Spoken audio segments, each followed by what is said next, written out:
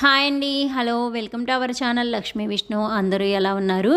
ఇవాల్టి వీడియోలో ఎగ్ రైస్ని సింపుల్గా, టేస్టీగా, ఈజీగా ఎలా ప్రిపేర్ చేసుకోవాలి అనేది ఈ వీడియోలో చూపించబోతున్నానండి. ఇలా నేను చేసినట్లుగా మీరు కూడా ఒకసారి ట్రై చేసి టేస్ట్ మీకు ఎలా కుదిరింది అనేది కూడా నాకు తప్పకుండా కామెంట్ సెక్షన్లో షేర్ చేయండి.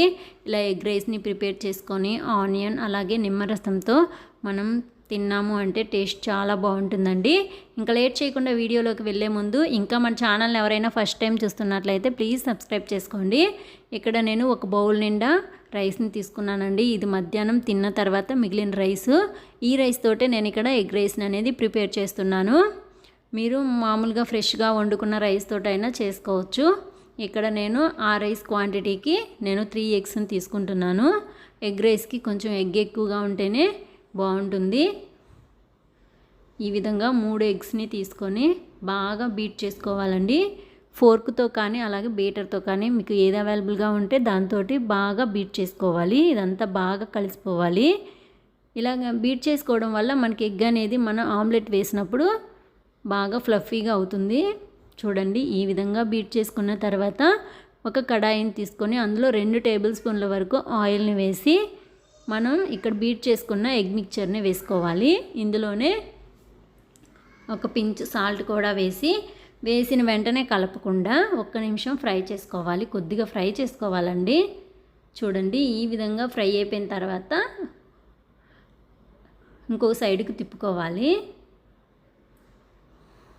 ఇప్పుడు ఇటు కూడా కొద్దిగా ఫ్రై అయిన తర్వాత చూడండి, ఈ విధంగా ఫ్రై అయిన తర్వాత వీడియోలో చూపించినట్లు ఫ్రై అయిన తర్వాత పెద్ద పెద్ద పీసెస్గా మనం కట్ చేసుకోవాలి. ఈ విధంగా కట్ చేసుకున్న వాటిని మనం పూర్తిగా ఫ్రై చేసుకోవాలండి.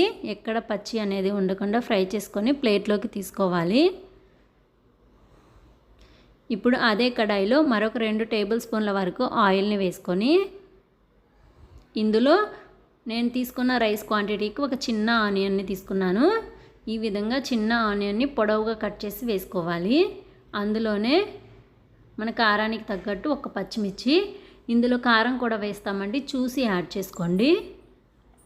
అలాగే 2 రెమ్మల కరివేపాకును కూడా వేసి ఈ ఆనియన్స్ కొంచెం కలర్ మారేంత వరకు మనం ఫ్రై చేసుకోవాలి. చూడండి, ఈ విధంగా ఫ్రై అయిన తర్వాత ఒక 1/2 టీ స్పూన్ వరకు అల్లం వెల్లుల్లి పేస్ట్ కూడా వేసి ఈ అల్లం వెల్లుల్లి పేస్ట్ అంతా పచ్చి వాసన పోయేంత వరకు మనం ఫ్రై చేసుకోవాలి. చూడండి, ఈ విధంగా ఫ్రై అయిపోయిన తర్వాత మనం రైస్ని వేసుకొని అందులోనే ముందుగా ఫ్రై చేసి పెట్టుకున్న ఎగ్ను కూడా వేసుకొని ఇందులోనే రుచికి తగినంత కొంచెం సాల్టు, అలాగే ఒక 1/2 టీ స్పూన్ పసుపు, అలాగే కొద్దిగా కారం కూడా వేసుకోండి. అందులోనే ఒక చికెన్ మసాలా ఉంటే ఒక 1/2 టీ స్పూన్ వేసుకోండి. టేస్ట్ చాలా బాగుంటుందండి. మీ దగ్గర చికెన్ మసాలా లేకపోతే గరం మసాలా అయినా వేసుకోవచ్చు. ఇవన్నీ బాగా కలిసిపోవాలండి. చూడండి, ఈ విధంగా ఫ్రై చేసుకున్న తర్వాత